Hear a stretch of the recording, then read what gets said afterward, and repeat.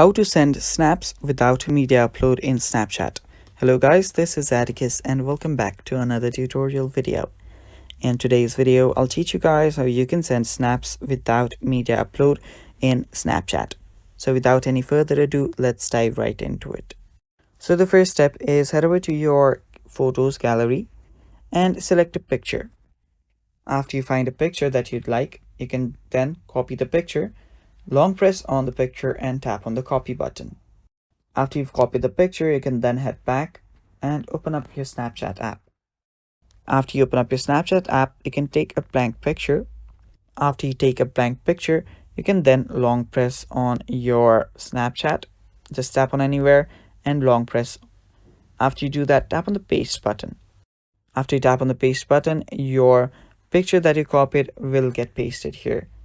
Now you can tap on the send button and send the snap. After you send the snap, there we go. As you can see, the snap has been sent as a snap and not as this image right here. And that's basically how you send snaps without media upload.